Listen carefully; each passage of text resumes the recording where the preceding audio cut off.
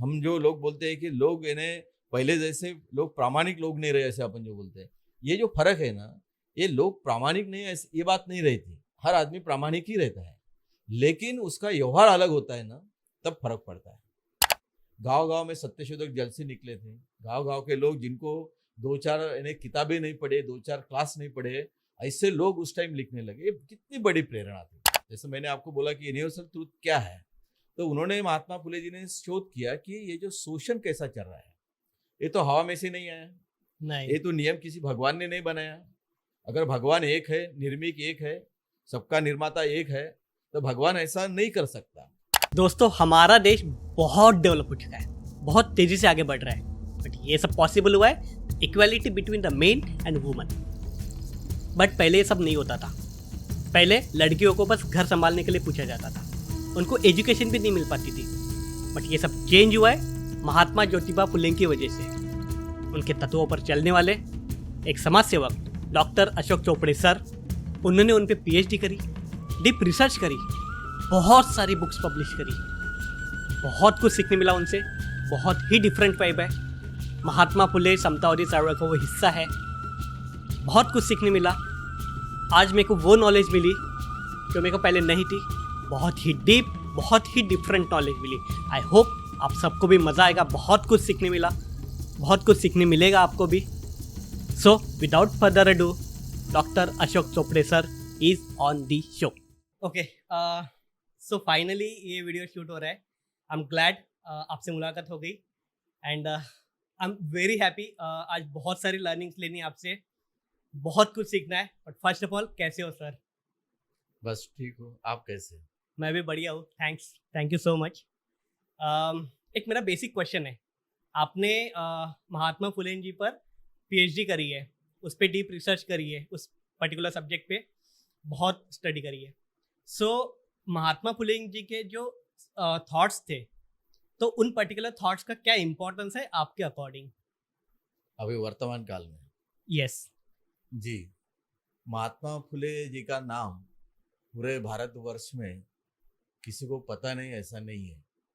उनके कार्यों से सभी लोग चित परिचित है, लेकिन महात्मा फुले जी का जो काम है, महाराष्ट्र के विचार विश्व में उनका जो योगदान है वो बहुत बड़ा है। महात्मा फुले जी क्यों पैदा हुए, यानी महात्मा फुले जी को ये काम क्यों करना पड़ा, ये जो सवाल है बहुत बड़ा सवाल है। वैसे देखा जाए तो महाराष्ट्र या महाराष्ट्र के इतिहास का अगर थोड़ा विचार किया जाए तो ऐसा दिखता है कि महाराष्ट्र में पेशवाई थी, पेशवाई का राज्य था। राइट। और पेशवाई के काल में महात्मा फुले जी का जन्म हुआ और 1827 में पुणे में जो शनिवारवाड़ा है वो जला था, उसको आग लगी थी। ऐसा कहा जाता है कि महाराष्ट्र के बड़े विचारवंत डॉक्टर बाबा आढाव, प्रसिद्ध समाज सेवक, उन्होंने एक जगह ऐसा लिखा है कि जिस टाइम शनिवारवाड़ा जल रहा था उसी टाइम में महात्मा फुले जी का जन्म हुआ। इसका मतलब ऐसा है कि शनिवारवाड़ा ये जो है ये पेशवाई का प्रतीक था और वो गुलामी का प्रतीक था। सामाजिक सांस्कृतिक जो गुलामी है, वर्ण जाति व्यवस्था की जो गुलामी है और उनकी मुखंड जो है, उनके शोषण का वो प्रतीक था। और उसी वक्त महात्मा फुले जी का जन्म होना एक बहुत बड़ी ऐतिहासिक बात थी।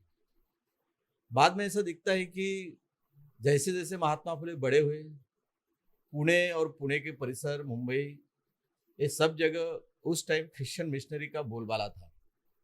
जैसे अंग्रेजों का राज था, उसी टाइम में जो क्रिश्चियन मिशनरी थे वो एजुकेशन में बहुत बड़ा काम कर रहे थे। उन्होंने बहुत जगह लड़कियों की शाला निकाली थी, स्कूल निकाले थे और सभी धर्म जाति के लोगों को पढ़ाना उन्होंने शुरू किया। और महात्मा फुले जी को ये बात बहुत बड़ी अच्छी लगी। महात्मा फुले जी की आत्या थी सगुनाबाई सिरसागर करके, वो एक क्रिश्चियन मिशनरी के यहाँ काम करती थी नगर में। और महात्मा फुले जी को पता लगा कि ये जो क्रिश्चियन धर्म लोग जो है ये मानव में भेदभाव नहीं करते, ये जाति का विशेष उपयोग नहीं करते और ये समानता की बातें करते हैं। सभी लोगों ने पढ़ना चाहिए, सभी लोगों को शिक्षण मिलना चाहिए, सभी लोगों को जो बातें हैं सभी बातें मिलनी चाहिए। ये महात्मा फुले जी को बहुत ये हुआ।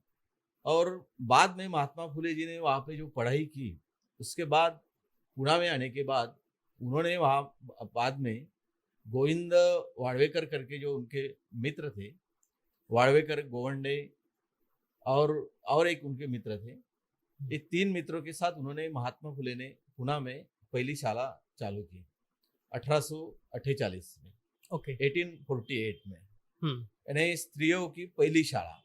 और उसी टाइम महात्मा फुले जी ने अभी जो भिड़ेवाड़ा जिसे बोलते हैं पुणे में, वो भिड़ेवाड़ा में वो स्कूल चालू हुआ और उसमें सभी जाति की जो स्त्रियां थी वो पढ़ने लगी। सावित्रीबाई फुले टीचर बनी। ओके। और वहाँ पे पढ़ने के बाद महात्मा फुले ने 1848 तो 1852 तक ऐसी 21 शाला पुणे और पुणे सर के परिसर में चालू की। ओके। और बाद में वो शाला उन्होंने गवर्नमेंट को दे भी दी। उसमें वो ये नहीं रहे उसमें। क्यों? मतलब उनका मतलब ये था कि जो स्कूल में अगर वो इन्हें टिके रहते, यानी स्कूल का ही काम करते रहते, तो बाकी जो उनके काम थे काम नहीं होते थे। और वो गवर्नमेंट का काम था। और गवर्नमेंट का यानी 1858 में वुड करके एक बहुत बड़े अधिकारी थे, उसको वुड का खलीता बोला जाता है। और उसमें वुड का खलीता में उन्होंने ऐसा लिखा हुआ है कि भारतीय लोगों को शिक्षण देना चाहिए। और उसी टाइम पुणे और पुणे के परिसर के जो ये थे धर्म के जो ठेकेदार थे, उन्होंने उसको विरोध किया कि सभी लोगों को एजुकेशन नहीं दिया जा सकता, क्योंकि क्या है कि हम जो है हम धर्म के ठेकेदार हैं, हम धर्माधिकारी है और हमें सभी अधिकार है, सभी लोगों को इन्हें नहीं दिया जा सकता एजुकेशन। तो फिर महात्मा फुले ने एजुकेशन का तो प्रचार और प्रसार किया ही, तो उसके साथ उनको ऐसा लगा कि सिर्फ एजुकेशन से काम नहीं बनने वाला है। इसीलिए उन्होंने जो धार्मिक शोषण था, यानी धर्म के आड़ में जो शोषण लोगों का होता था, उस शोषण पे उन्होंने ध्यान दिया। और उसके पहले उन्होंने जिस आधार पर मानव के साथ भेदभाव होता है, जातीय और वर्ण जो स्तर है, उसी के आधार पे जो भेदभाव होता है, उसी को विरोध करने के लिए उन्होंने 1843 में मनुस्मृति का धिक्कार नाम की एक किताब लिखी, छोटी पुस्तिका लिखी। ओके। और उसी टाइम उन्होंने निर्मिक का शोध, निर्मिक यानी ईश्वर, महात्मा फुले उसको क्रिएटर बोलते, निर्मिक बोलते हैं। ओके। हाँ, यानी भगवान नहीं बोलते, क्रिएटर बोलते हैं कि क्रिएटर मींस भगवान। ओके। तो निर्मिकाचा शोध मराठी में उन्होंने एक किताब लिखी। और बाद में 1857 साल में उन्होंने एक नाटक लिखा, तृतीय नेत्र करके। और उसमें ऐसा लिखा है कि जो खेती करने वाले जो किसान हैं, एक किसान की जो वाइफ है वो, और किसान जो खेती जोतने के पहले, यानी पीक बोने के पहले, बीज बोने के पहले, वो अपने यहाँ भटजी को बुलाती है, उससे पूजा करवाती है। और वो भटजी ऐसा बोलता है कि आप बच्चों को पढ़ाना मत, पढ़ने से ऐसा होता है वैसा होता है, ऐसे बहुत सारे बातें बताते हैं। और आप दान करो, धर्म करो, इससे ये होगा, ये वो होगा, ऐसा। तो उस टाइम एक क्रिश्चियन पादरी आता है और वो उन जो किसान है उनको बोलते हैं कि आप बच्चे को स्कूल में डालो, स्कूल में डालने से आपको ज्ञान मिलेगा। तो महात्मा फुले ने पूरे नाटक में बताया है कि धर्म के आधार पर जन्म से मरण तक कैसा लोगों का शोषण होता है। बाद में कुछ काल के बाद महात्मा फुले जी ने तुकाराम महाराज जो थे, तुकाराम महाराज के साहित्य का भी महात्मा फुले जी को बहुत स्टडी किया था उन्होंने। और महाराष्ट्र के बाकी जो संत है उनका भी उनका अभ्यास था, लेकिन तुकाराम महाराज का उनके ऊपर बहुत प्रभाव था। इसलिए प्रभाव था कि तुकाराम महाराज एक विद्रोही संत थे। उन्होंने तत्कालीन उस काल की जो सामाजिक जो बुराई थी, सामाजिक जो शोषण था, उसके ऊपर तुकाराम महाराज ने बहुत बढ़िया लिखा है। उनके जो अभंग है तुकाराम महाराज के, उसके ऊपर बहुत है। और तुकाराम महाराज ने उस टाइम ये सब सहा भी है, उनको भी उसकी पीड़ा थी तुकाराम महाराज को, क्योंकि तुकाराम महाराज एक खेती करने वाले थे, अरे खेती करते थे। और खेती करने वाले जो लोग हैं उसको शूद्र बोलते हैं। ओके। और वर्ण व्यवस्था में जो ऊपर जो लोग हैं, पंडित लोग हैं, उसके सिवा कोई भी उस टाइम में लोग पढ़ नहीं सकते थे, बोल नहीं सकते थे। ये जो एक संकेत था, एक दंडक था, उसी को तुकाराम महाराज ने छेद दिया, उसका विरोध किया और तुकाराम महाराज लिखने लगे, बोलने लगे कि क्या दुख है लोगों का। ये महात्मा फुले जी को बहुत अच्छा लगता था, इसीलिए महात्मा फुले जी ने जो अभंग लिखे, उसी के धरती पे महात्मा फुले जी ने अखंड लिखे, उसको अखंड बोला उसने। अखंड इन्हें कभी भी खंड न पड़ने वाला, जो उसमें सातत्य है और वो जो सतत यूनिवर्सल है। यूनिवर्सल इन्हें इसका मतलब ऐसा है कि जो मानवीय मूल्य जो है, यानी समानता का मूल्य है, यानी ह्यूमन राइट जो है, यानी सभी को एजुकेशन मिलना चाहिए, स्त्री पुरुष समान है, कोई किसी भी प्रकार का भेद नहीं, मानव मानव में किसी प्रकार का भेद नहीं है, इसको बोलते हैं यूनिवर्सल ट्रूथ। यानी कि अखंड। अखंड। ये जो यूनिवर्सल ट्रूथ का प्रचार है, ये आपको ऐसा दिखता है आगे कि महात्मा फुले जी के हर किताब में ये बात दिखती है। फिर उन्होंने ये होने के बाद उसका बाद में गुलामगिरी नाम का एक ग्रंथ लिखा 1873 में, और उसमें इस देश की जो सांस्कृतिक विचारधारा जो है वो जात और वर्ण के आधार पे थी, और उसी से वो सब चलता था। उसी का जो एक चलन था, जो धर्म का, लोगों की जो लाइफ स्टाइल थी, रहन सहन थी, लोगों के ऊपर जो संस्कार थे, उसी के ये थे। एक ही जो पंडित जो है, उसी के पाव का तीर्थ पीना, उसके पाव धोकर तीर्थ पीना, क्योंकि उससे पाप धुते हैं। ऐसा होता था, ऐसा समझा जाता था उस टाइम। और कोई भी ऐसा शूद्र जो है, किसी भी खेती करने वाला हो या अस्पृश्य हो, वो अगर पंडित के सामने से जाता है तो उसको मारा जाता था उस टाइम। वो उनके आगे से सामने नहीं चल सकते थे। फिर आपको पता होगा कि जो अस्पृश्य लोग हैं, उनको तो पीछे से झाड़ू भी लगाया, क्योंकि उनकी ये नहीं पढ़नी चाहिए करके, परछाई करनी पढ़नी चाहिए करके। तो ऐसी बहुत सारी बातें थी। और उस टाइम के जो ये मैंने अभी जो बोलते हैं कि मिडल जो जाति है, अभी जिसको अभी ओबीसी कहा जाता है, ऐसे ओबीसी में जो जातियां है, जैसे सोनार है, कुंबी है, इसमें इसको कुंबी जो खेती करने वाले लोग थे, उसको कुड़म्बिन कहा जाता था। स्त्रियों पर भी बहुत अत्याचार हुआ इसमें। ये सब महात्मा फुले ने देखा था खुद के आंखों से। और फिर 1873 में उन्होंने जो गुलामगिरी ग्रंथ लिखा है, तो उसने शोध किया। जैसे मैंने आपको बोला कि यूनिवर्सल ट्रूथ क्या है, तो उन्होंने, महात्मा फुले जी ने शोध किया कि ये जो शोषण कैसा चल रहा है, ये तो हवा में से नहीं आया, नहीं, ये तो नियम किसी भगवान ने नहीं बनाया। अगर भगवान एक है, निर्मिक एक है, सबका निर्माता एक है, तो भगवान ऐसा नहीं कर सकता, क्योंकि इस जाति के लिए एक नियम, दूसरे जाति के लिए दूसरा नियम ऐसा नहीं कर सकता। स्त्रियों के लिए अलग नियम नहीं कर सकता, अस्पृश्यों के लिए अलग नियम नहीं कर सकता। नहीं, हाँ। भगवान समानता का एक चित्र है। ये तो हम लोगों ने क्रिएट किया है, तो हम लोगों ने क्रिएट किया। फिर महात्मा फुले जी ने सोचा कि ये क्यों हुआ है ऐसा। फिर महात्मा फुले जी को ऐसा लगा कि इस देश का जो धर्म है, वैदिक धर्म बोला जाता था उस टाइम। वैदिक धर्म जो है, धर्म के आधार पर लोगों में भेदभाव किया है। और ये जो अपने पूरे वैदिक काल के पहले जो अपने जो आइकॉन थे, जैसे मोहम्मद पैगंबर हुआ, छत्रपति शिवाजी महाराज हुआ। छत्रपति शिवाजी महाराज पर 1853 साल में महात्मा फुले जी ने पवाड़ा लिखा है। छत्रपति शिवाजी महाराज का पवाड़ा, मतलब पवाड़ा यानी जैसा पवाड़ा पता है आपको? पवाड़ा यानी जैसे लोगों में वीरता का एक प्रतीक रहता है, वीर रस बोलते हैं इसको, वीर का। और उससे क्या हुआ है कि उसमें मैंने छत्रपति शिवाजी महाराज का इतिहास महात्मा फुले ने दिया है। जैसे ग्रैंड अप करके एक इतिहासकार थे, ओके, उन्होंने मराठों का इतिहास नाम का एक किताब लिखा, और उसमें उन्होंने पूरे मराठे के इतिहास कैसा हुआ, छत्रपति शिवाजी महाराज का इतिहास दिखाया। महात्मा फुले जी को वो इतिहास मान्य नहीं किया महात्मा फुले ने। फिर महात्मा फुले जी ने अपने अखंड से, पद्यात्मक इससे, वो अपना जो यह है शिवाजी महाराज का इतिहास लिखा हुआ है। यानी लिखा है शिवाजी महाराज के ऊपर, कुळवाडी भूषण गातो पवाडा भोसल्यांचा वीर शिवाजीचा। यानी छत्रपति शिवाजी महाराज ये राजा महाराजा थे, बराबर है, वो यानी मुस्लिमों के विरोधक थे, ऐसा जो आगे अभी दिखता है, लोग चर्चा उसकी करते हैं। तो महात्मा फुले ने उसी टाइम लिखा है और लोगों को बताया है कि छत्रपति शिवाजी महाराज एक कुड़वाड़ी भूषण है। कुड़वाड़ी भूषण इन्हें खेती करने वाले हैं, कष्टकरी लोग, ये इनका भूषण है, इसीलिए मैं उनका गुणगौरव कर रहा हूँ। और Okay. पूरा उनका इतिहास जो ग्रैंड डम ने लिखा था उसको पूरा चेंज कर दिया।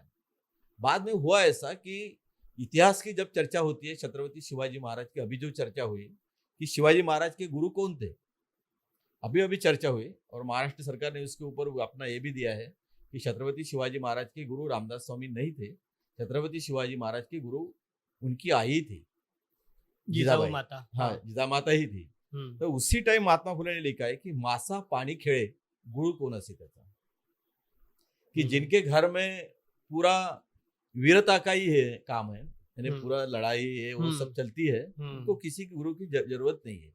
आगंतुक ऐसा शब्द उन्होंने वहां पे लगाया है कि आगंतुक गुरु की कोई जरूरत नहीं है। तो अभी भी वो चर्चा चालू है और उसी तरफ से लोग विचार करते हैं। आपने जैसे अभी अपन ने जो चर्चा की, आप बोल रहे थे कि अभी क्या लोग उसको मानते या नहीं मानते, या कितने लोग मानते हैं। और इस सभी किताब में उन्होंने यहाँ का धार्मिक शोषण कैसा है, सामाजिक शोषण कैसा है, और इसमें कष्टकरी जो लोग है, क्षुद्र अति क्षुद्र जो लोग है, इनका शोषण कैसा होता है, और इन लोगों ने ये सब छोड़ के एजुकेशन क्यों लेना जरूरी है, और उसी लिए पूरे अपने सांस्कृतिक सामाजिक जो विचारधारा है उसको उन्होंने प्रस्तुत किया, लोगों के सामने लाया। वाह, अमेजिंग। अच्छा, ये तो थे महात्मा फुले जी के विचार, जो उनके थॉट्स थे, बट आपको कैसे इंटरेस्ट आया? आपने उनके बारे में स्टडी करने का क्यों सोचा? कुछ तो आपको हिट हुआ होगा, राइट? मैं 12वीं में वर्धा में था, जीएस कॉमर्स कॉलेज में, मैं क्रैडक में था, क्रैडक हाई स्कूल था महात्मा गांधी। बाद में मैंने पार्ट 1 में जीएस कॉमर्स कॉलेज में एडमिशन लिया, और उस टाइम जीएस कॉमर्स कॉलेज की जो लाइब्रेरी थी बहुत संपन्न लाइब्रेरी थी, बहुत सारी किताबें थी, और वहाँ पे दाते करके एक लाइब्रेरियन थे, बहुत डिसिप्लिन वाले आदमी थे, और हम उस टाइम थोड़ी थोड़ी कविताएं करने लगे थे, कविता करते थे, और वाद विवाद स्पर्धा ऐसे कुछ तो भी होते थे, वक्तृत्व स्पर्धा वगैरह, उसमें भाग लेते थे थोड़ी थोड़ी। तो उनको ऐसा लग रहा था कि ये बच्चे थोड़े पढ़ते हैं, तो फिर हम लाइब्रेरी में जाके बैठते थे, किताब देता। वो जो आदमी था नागपुर करके, वो बराबर मुझे ऐसे ही किताबें देता था। महात्मा फुले जी का चरित्र धनंजय कीर ने लिखा हुआ, धनंजय कीर ने जितने भी महापुरुषों के चरित्र लिखे हैं, महात्मा फुले जी, छत्रपति शाहू महाराज, डॉक्टर बाबा साहेब आंबेडकर, ये सब चरित्र मैंने 2-2, 4-4 बार पढ़े उस टाइम। फिर बाद में शेतकऱ्याचा असूड एक किताब जब मैंने पढ़ा, तो मुझे पूरा मेरा जो बचपन है, मेरा गाँव है, याद आने लगा कि मेरा जो परिवार है, मेरी जो पार्श्वभूमि है, पूरी खेती से है, गाँव से है। फिर मैं पूरा सोचने लगा कि ये महात्मा फुले जी ने जो लिखा है ये कितना सच है इसमें, और ये शोषण कैसा होता है। उसी से उस वक्त से मैं महात्मा फुले जी का ये हो गया, फैन हो गया, और पढ़ने लगा। फिर बाद में सामाजिक जो मूवमेंट है उसमें आया, एक बहुजन संघर्ष करके नागपुर से एक पेपर निकलता है, उनसे परिचय हुआ, फिर उसमें आया। फिर हमने ओबीसी का एक संगठन किया यहाँ पे, ओबीसी विद्यार्थी करके, और बहुजन संघर्ष। फिर ऐसे गांव में जाके हम फिर उसका प्रचार करते थे कि ये कैसा शोषण, सामाजिक शोषण कैसा होता है, पढ़ना कैसा चाहिए, स्कॉलरशिप क्या है, आरक्षण क्या है ओबीसी का, ऐसे बहुत सारी बातें हम करते थे गांव में जाके। फिर शिविर लेने लगे हम। ये सर जो है गजानंद सर, सोरते सर, ये भी उनमें से ही तैयार हुए लड़के, उनके सब जो हमारे जो फ्रेंड्स है, उनके साथी बहुत सारे जो तरुण उस टाइम हमारे साथ थे। और ये काम फिर मैंने चालू किया, और ग्रेजुएट होने तक फिर मैंने ऐसा सोचा कि मुझे यही काम करना है, मुझे नौकरी करनी ही नहीं है। फिर मैं पूर्ण वेळ कार्यकर्ता, यानी फुल टाइम कार्यकर्ता, वर्कर, ऐसे इस भाव में मैं काम करने लगा।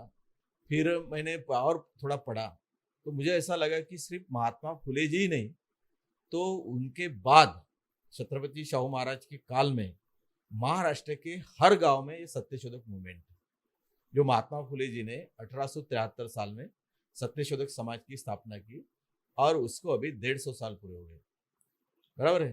तो उसका जो प्रभाव था, तो उस टाइम हमारे जो खेती करने वाले गांव के जो लोग थे उनमें बहुत बड़ा था। गांव में सत्यशोधक जल से निकले थे। गांव के लोग जिनको 2-4 किताबें नहीं पढ़े, 2-4 क्लास नहीं पढ़े, ऐसे लोग उस टाइम लिखने लगे। कितनी बड़ी प्रेरणा थी। उस टाइम लोगों ने अस्पृश्य जो लोग थे उनको अपने घर में दीवानजी रखा, अपने घर की जो ये जो यानी कुआं जो है उसके लिए खुला किया। बहुत सारी ऐसी बातें, विधवा विवाह नहीं करते थे, विधवा का विवाह किया। और ये सब मुझे दिखा कि ये बहुत बड़ा काम है। फिर मैंने इन्हें विचार किया कि इसके ऊपर लिखना चाहिए। तो मैंने सोचा कि क्यों ना पीएचडी किया जाए। फिर मैंने पीएचडी का भी सब्जेक्ट लिया और वो विदर्भ के लिया कि विदर्भ में जो सत्यशोधक मूवमेंट का जो साहित्य है वो सब्जेक्ट लेके फिर मैंने उसमें पीएचडी की। और पीएचडी होने के बाद मुझे ऐसा लगा कि जिन लोगों को कुछ भी सम्मान नहीं था, उन लोगों ने महात्मा फुले जी का विचार स्वीकार करके अपने लाइफ में कितनी बड़ी अचीवमेंट की है। और अपना फर्स्ट जो है फेमिनिज्म, पूरे वर्ल्ड में फेमिनिज्म की चर्चा है। लेकिन महात्मा फुले जी की जो शिष्या थी ताराबाई शिंदे करके, उन्होंने 1882 में स्त्री पुरुष तुलना नाम का किताब लिखा। स्त्री पुरुष तुलना, okay, comparison between the man and women, female and women, okay, main, इसमें एक तुलना करके किताब लिखी। और वो बहुत चर्चित किताब है। पूरे वर्ल्ड में फेमिनिज्म का वो एक समझा जाता है, दस्तावेज समझा जाता है। और उसमें उन्होंने जो लिखा हुआ है वो बहुत बड़ी बात है। तो बहुत सारी ऐसी बातें हुई और मुझे ऐसा लगा कि ये बात बहुत बड़ी है, इसके ऊपर पीएचडी करनी चाहिए। पीएचडी की है। और फिर मैंने उसके ऊपर जो छोटे छोटे किताबें हैं, बहुत सारी किताबें हैं, उसमें से 12 किताबें का मैंने संपादन भी किया हुआ है। अभी लोगों के सामने भी वो किताबें हैं। और अभी हम एक बहुत बड़ा प्रोजेक्ट भी करने जा रहे हैं। अभी हो गया, हो जाएगा। बहुत बढ़िया सर। तो महात्मा फुले सत्यशोधक समाज के बारे में आपने बात करी, उनकी एक्टिविटीज के बारे में बात करी, राइट? तो एग्जैक्टली उस एक्टिविटी में, उस मूवमेंट में क्या होता है, उस सत्यवादी समाज शोधक के एक्टिविटी में? नारायण मेघाजी लोखंडे जो पहले कामगार पुढारी है, पहले कामगार पुढारी अपने इंडिया के, उन्होंने मुंबई में 1897 साल में 1897 में बहुत बड़ा आंदोलन किया। हिंदू मुस्लिम का दंगा भी हुआ था उस टाइम। उसने एकोपा मेळावा भी किया। और अभी जो 8 तास जो कामाचे जे 8 तास है, 8 आवर्स वर्किंग, ये जो है इसका पहला जो कायदा है ये नारायण मेघाजी लोखंडे ने करने को लगाया। बहुत बड़ा आंदोलन किया उस टाइम, किसी को पता नहीं। इसके ऊपर किताब भी आया बहुत बड़ा कि पहले कामगार पुढारी नारायण मेघाजी लोखंडे करके। बाद में आपको ऐसा दिखता है कि छत्रपति शाहू महाराज ने जब 1902 साल में सभी लोगों के लिए अपने जो संस्थान था उनका कोल्हापुर, उसमें आरक्षण लागू किया 50%। और फिर उसी टाइम से सब लोग यानी छत्रपति शाहू महाराज के पीछे आने लगे। बहुत सारे ऐसे परिषदा होने लगे, हर जगह परिषदा होने लगी।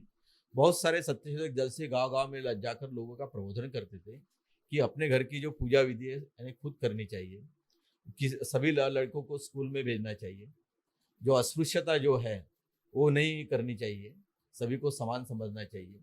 एजुकेशन, दान धर्म अगर करना है तो वो भिक्षुक को नहीं करना चाहिए, वो जिसको जरूरत है, जैसे पंगु लोग हैं यानी अपंग जो लोग हैं उनको करो। अगर आगे जाके जो गाडगे महाराज ने बताया कि धर्म किसे कहते हैं, कि जिसको जो जरूरत है, यानी भूखेलेला अन्न, तहानलेला पानी, ऐसे जो महात्मा गाडगे महाराज ने 10 सूत्री कार्यक्रम बताया कि धर्म किसे बोलते हैं, दान किसको देना चाहिए। तो अपने जो बच्चे हैं यानी पढ़ने वाले बच्चे हैं उनको दान दो, वो पढ़ेंगे। बच्चे बेटी है जो उनको दान दो यानी पढ़ाई के लिए। ये ऐसे कार्यक्रम चलते थे। बाद में अभी हमारा जो कार्यक्रम का जो ढांचा है वो सिर्फ प्रबोधन का है। हम लोगों का अभी प्रबोधन कर सकते हैं। महात्मा फुले जी के विचार का ही है, जो पहले हुआ है वही विचार सब जाति के लोग अपने अपने इसमें रखते हैं कि हमें आरक्षण मिलना चाहिए, हमारा पॉलिटिकल ये जो है उसका सहभाग जो है वो होना चाहिए, या बाकी एजुकेशन में हमारा ये होना चाहिए। अभी ये सब जो लोग क्यों बोल रहे हैं कि लोगों में अवेयरनेस आ गई है। उनको लग रहा है कि हमारे जाति के लोग अभी पढ़े हुए नहीं हैं, नौकरी में नहीं है, उनको स्कॉलरशिप नहीं मिलती, हमारे खेती करने वाले किसान जो है उनके खेती को दाम नहीं मिलता। अभी इस लोगों को समझ रहा है ये सिर्फ अगले जन्म का पाप है या नसीब में नहीं है, ऐसी बात नहीं है। ये शोषण का एक तरीका है, ये डायलेटिक्स है एक प्रकार का, जिसमें अंतर्विरोध रहता है। जो सत्ताधारी रहते हैं, जिस देश में जो व्यवस्था रहती है उस व्यवस्था का वो प्रतीक रहता है। और उसी टाइम सत्यशोधक समाज का जो विचार था या बाद में सत्यशोधक समाज के लोगों ने जो काम किया है, उस विचार की आज ही जरूरत है और वो नए तरीके से लोगों में उसका प्रचार और प्रसार होना चाहिए, करना चाहिए। जब अभी आईटी का इंटेलिजेंस अभी ये जो है सब AI इसका आ गया। जमाना है, हाँ। बराबर है। तो अभी उस तरीके से सोशल मीडिया है, उसी तरीके से अभी जो नई पीढ़ी है उनको ये सिर्फ भौतिक सुख जो है अभी जो यानी शोषण है, अभी उस शोषण अभी एक तरीके का शोषण नहीं रहा है, जैसे धर्म या जाति, सिर्फ यही शोषण का ये नहीं रहा। अभी आर्थिक शोषण भी बहुत बड़ी बात है। अभी पूरे वर्ल्ड में ये जो जागतिकीकरण जो आया है, इसी की वजह से बहुत बड़ा फर्क पड़ा है। अभी जो आईटी का पूरा जो बोलबाला है, अभी डिजिटल का जो सब बोलबाला है, इससे सब साधन बदल गए हैं, लोगों का विचार करने की क्षमता और स्टाइल बदल गई है। इसी से ये अगर कुछ ये करना चाहिए इस इसमें तरुण पीढ़ी के लिए, तो अपने ये विचार का जो साधन है काम करने का, प्रचार और प्रचार करने का, उसको भी चेंज करना पड़ेगा और उसी लिए बहुत सारे लोगों का योगदान लगता है। तो उससे हम उसके भी ऊपर हम विचार कर रहे हैं, हमारा उसके ऊपर भी चिंतन चल रहा है कि हम ये काम अभी सत्यशोधक समाज के स्थापन को 150 वर्ष हुआ है।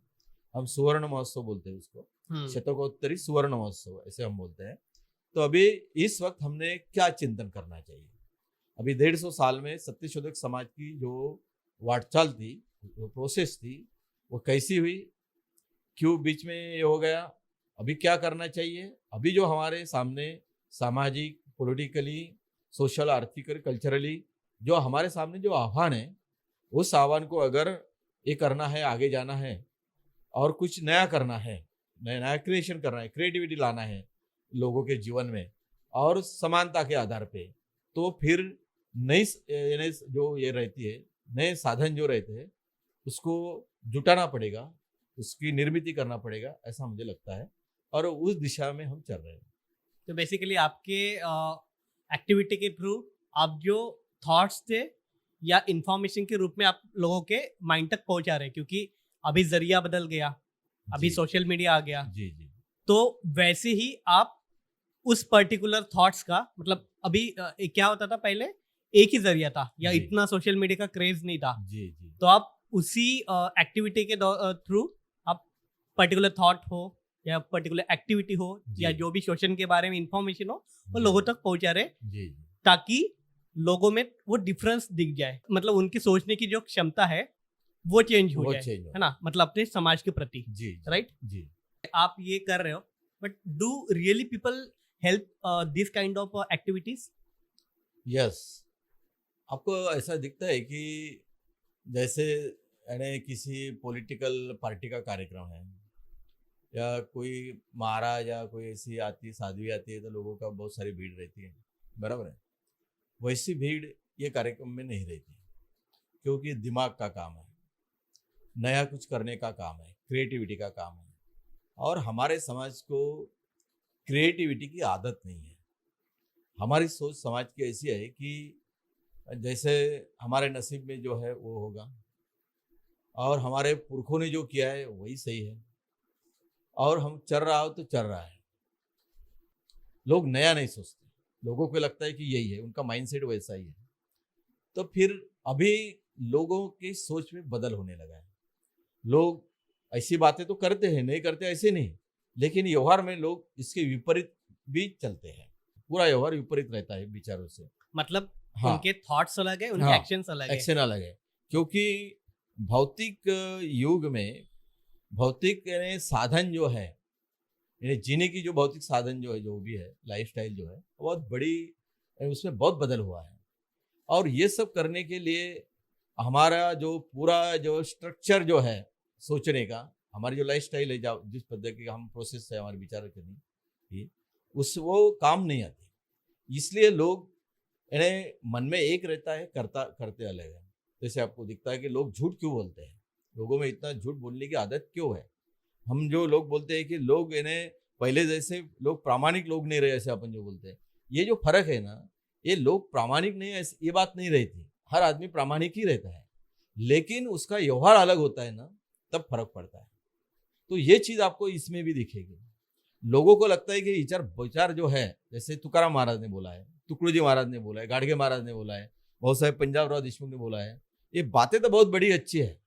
लोग उसको रात भर अपने वो क्या बोलते हैं, अपनी जो टाड़ है ना, टाड़ कुटते रहेंगे, भजन पूजन सब करते रहेंगे, उपास तापास सब करते रहेंगे, लेकिन बाहर जाने के बाद उसके विपरीत काम करेंगे सब, क्योंकि वो माइंड सेट का भाग एक रहता है। इसीलिए आपको वो काम करने में ज्यादा लोगों को इजी लगता है, क्योंकि वो माइंड सेट हो रहता है, सब कुछ इजी लगता है, और लोगों के मन में डर है, अगर मैंने ये नहीं किया तो ऐसा होगा, वो नहीं किया तो ऐसा होगा। और इतने साल से लोग करते आ रहे हैं, तो उनको वैसी आदत गिर गई, उनके माइंड को, उनका पूरा वर्किंग स्टाइल वैसा ही रहता है। लेकिन जो लोग क्रिएटिविटी करते हैं, जो लोग कुछ नया करना चाहते हैं, वो लोग ये विचार में नहीं फंसना चाहते, इसके ऊपर उठकर ही वो नया कर सकते हैं। तो जो लोग सोचते हैं, जो जिनकी दिमाग की बत्ती अच्छी तरीके से जल गई है, जिनको अनुभव आया है, जो समझते पढ़े लिखे लोग हैं, वही लोग हमारे कार्यक्रम में ज्यादा आते हैं। हमारा जो कार्यक्रम का स्वरूप है वो भाषणों का रहता है, शिविरों का रहता है। हमने 2017 में वर्धा में सत्य साहित्य सम्मेलन भी लिया था, अभी हमने बहुत बड़ा विद्रोही साहित्य सम्मेलन भी किया। तो ये ऐसे बहुत सारे ऐसे, अभी जो 150 साल हुए सत्यशोधक समाज की स्थापना को, तो उसका भी कार्यक्रम हम 23-24 तारीख को करने वाले हैं। हर जगह महाराष्ट्र में, बहुत जगह में, कॉलेज में, विद्यापीठ, सब जगह ऐसे कार्यक्रम हो रहे हैं। तो हम ऐसे, हमारा तरीका थोड़ा अलग है। हम लोगों में यानी बहुत सारे ऐसी भीड़ जमा के नहीं कर सकते, नहीं करना भी नहीं चाहते, क्योंकि ये विचारों का काम है। जो लोग सोचते हैं, जो लॉजिकली सोचते हैं, अपने खुद के बारे में, अपने पर्सनालिटी के बारे में, अपने जीने के बारे में, अपने तकलीफ के बारे में, वही लोग इसमें आते हैं, और उनसे हमारा डायलॉग होता है। बाकी लोगों से भी हम अलग तरीके से डायलॉग करना चाहते हैं। उसकी क्या ये होनी चाहिए, इसमें हम थोड़ा चिंतन कर रहे हैं, काम शुरू है। ओके, आप ये सम्मेलन करते हो, अभी तो सक्सेस दिखती है, क्योंकि अभी लोगों में चेंज आ रहा है, उनके थॉट्स में, उनके एक्शंस में चेंज आ रहा है। बट जब आपने स्टार्ट किया तब तो बहुत सारे फेलियर्स रहे होंगे, बहुत सारी स्ट्रगल रही होंगी, तो उस स्ट्रगल के बारे में थोड़ा सा बताइए। जब हमने चालू किया वर्धा में, उस टाइम तो हम ऐसे चौराहे पे सभा लेते थे ओबीसी आरक्षण के लिए, तो ओबीसी नहीं बैठते थे ओके, वो सुनते भी नहीं थे। हाँ। लेकिन अभी उसमें बहुत फर्क पड़ा है, बहुत अंतर पड़ा है। विरोध करते थे? हाँ, विरोध भी करते थे कुछ लोग, लेकिन ऐसा उतना विरोध नहीं करते थे, क्योंकि हम जो उनको बताते थे, हमने यात्रा भी बहुत की है वो उस टाइम, मंडल यात्रा करके। हमारा जो मैंने कहना जो है, हमारा जो मत जो है, हमारे विचार जो है, उनके जीने से हम कनेक्ट करते थे उस टाइम में, आज भी करते हैं। इसलिए हमको ज़्यादा विरोध तो नहीं हुआ, लेकिन बहुत कम ऐसा विरोध हुआ। जो भी विरोध हुआ है वो जिसके हित संबंध से जुड़े हैं उन लोगों का हुआ है थोड़ा, बाकी कुछ नहीं। अभी जो राजकीय परिस्थिति है अपने देश की, उसमें सत्यशोधक समाज की क्या इम्पोर्टेंस है, या उनका क्या योगदान रहा है? आर्थिक दृष्टिकोण से लोगों को ऐसा लगता है कि देश बहुत आगे जा रहा है, तो ये लोगों के सामने बहुत बड़े मॉल, हाईवेज, सुपर हाईवेज, लोगों की लाइफस्टाइल, ये सब बदल गई। तो लोगों को ऐसा लगता है डिजिटल सब हो गया है, पेमेंट या सब कुछ। लोगों को ऐसा लगता है कि लोगों का माइंडसेट बदल गया है, लोग बहुत आगे जा रहे हैं, ऐसा लोगों को लगता है। लेकिन देखा जाए, जमीनी स्तर पर अगर देखा जाए, तो ऐसा नहीं हो रहा है। आपको दिखता है कि लोगों की लाइफस्टाइल बदल गई है, यानी पहनने का, रहने का, सब यानी स्टाइल बदल गई है, ये सही है। लोग यानी हाईवे, सुपर हाईवे, मॉल, इसमें जाने लगे हैं। पैसा रहने के बाद लोग ज़्यादा खर्चा कर रहे हैं, उसमें कंपनी का प्रॉफिट बढ़ रहा है, उससे शेयर मार्केट बढ़ रहा है। बाहर देश यानी जागतिकीकरण जो है, गोबेल्स जो हुआ है सब, उससे सब यानी ये आ रहा है, पैसा बाहर से आ रहा है। ये सब कुछ बातें है, नहीं ऐसा नहीं है। लेकिन बात क्या है, अब जब हिस्से की बात आती है, तब सब जो बातें हैं ना, वो अरण्य पे आ जाते हैं, यानी वो सब टोकदार बातें हो जाती है सब, यानी सबके ये जो यानी आंखें है ना, ये हो जाती है, बराबर है, मतलब थोड़ा कंट्रोवर्शियल हो जाता हाँ। क्योंकि इतना बड़ा सब हो रहा है, इतना विकास हो रहा है, ये सब हो रहा है, तो वो किसके पास जा रहा है पैसा, ये बहुत बड़ी बात है। बराबर है। राइट। अगर वो पैसा उसमें समानता नहीं है, आर्थिक समानता नहीं है, तो कुछ सालों के बाद लोग बोलेंगे कि ये बात बराबर नहीं है। लोग फिर संघर्ष पे उतर आएंगे, लोग रास्ते पे आएंगे। बराबर है। आप बोलते हैं कि समाज में सब कुछ अच्छा चल रहा है, सभी वर्ग खुश है समाज के। आज किसानों पे जो अत्याचार हो रहा है, जैसे 3 कानून के विरुद्ध में जो किसानों ने आंदोलन किया, अभी जो कल मराठा आंदोलन के जो लोग थे उनके ऊपर जो ये हुआ, लाठीचार्ज हुआ, या बाकी ओबीसी के जो प्रॉब्लम्स है, और किमान वेतन या हमारा प्राइस, हमारे यानी फसल की प्राइस जो है वो हमें नहीं मिलती, नहीं क्या? तो इसके ऊपर सब यानी ऐसे बहुत सारे प्रॉब्लम। दूसरी बात ऐसी है कि धर्म के नाम पर लोगों में द्वेष फैलाया जा रहा है, धर्म के नाम पे लोग लड़ रहे हैं, मार रहे हैं लोग एक में को, किसी को किसी का ये नहीं रहा, और उसका राजकीयकरण हो गया पूरा, वो राजकीय बातें सब हो गई। और उसमें जिसको बोलते कि सार्वजनिक हित, जिसको बोलते हैं हम, सार्वजनिक हित मराठी में जिसको बोलते हैं, कि सभी लोगों का हित होना चाहिए, सभी लोगों के इंटरेस्ट में होना चाहिए सभी बातें। अगर ये नहीं होगी तो फिर लोग रास्ते पे आएंगे। तो हमारा मानना यह है कि महात्मा ज्योतिराव फुले ने बाकी सत्यशोधक समाज के बाद के लोगों ने, कार्यकर्ताओं ने, सत्यशोधक समाज के साहित्य में ये सब बातें शुरू से उजागर हुई है। अगर देश में अखंडता लानी चाहिए, भाईचारा लाना चाहिए, होना चाहिए, तो सभी क्षेत्र में समानता आनी चाहिए। स्त्री पुरुष भेद नहीं होना चाहिए, अस्पृश्यता नहीं होनी चाहिए, सभी लोग को समान न्याय मिलना चाहिए। और बाबा साहब आम्बेडकर ने संविधान लिखने से ऐसा हुआ कि ये सब बातें संविधान में आ गई। तो हमें ऐसा लगा कि स्वातंत्र मिलने के बाद कि अब सब आलबेल हो जाएगा, सब ठीक हो जाएगा, लेकिन ऐसा नहीं हुआ। उनमें से अभी लोगों में बहुत जागृति आई, बहुत चेतना आई है। वो चेतना सामाजिक है, वो कल्चरली करेक्ट करने की चेतना है, वो पॉलिटिकली करेक्ट करने की चेतना है। अभी लोगों में बहुत बड़ी चेतना है और खुलेआम से लोग बोलने लगे, करने लगे, और इसका परिणाम आगे दिखेगा। तो हमें ऐसा लगता है कि सत्यशोधक समाज के विचारों का उस टाइम भी बहुत बड़ा योगदान था, और इस दौर में, वर्तमान काल में भी बहुत बड़ा योगदान है ये कि लोग समानता की बातें करें, लोग भाईचारे की बातें करें, किसी भी प्रकार के द्वेष को कोई भी स्थान नहीं होना चाहिए आदमी, और क्रिएटिविटी, नई चेतना, नई ऊर्जा लोगों में आनी चाहिए, और सभी लोग देश के लिए ये भाव से अगर लड़े तो देश आगे बढ़ेगा और समानता आएगी, और संविधान का जो ध्येय उद्दिष्ट है वो भी सफल होगा। डेफिनेटली आएगी सर।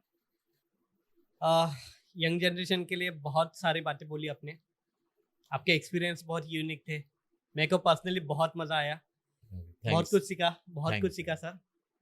एंड आई होप आपसे बहुत कुछ सीखूंगा आगे, और नए टॉपिक पे बात करेंगे।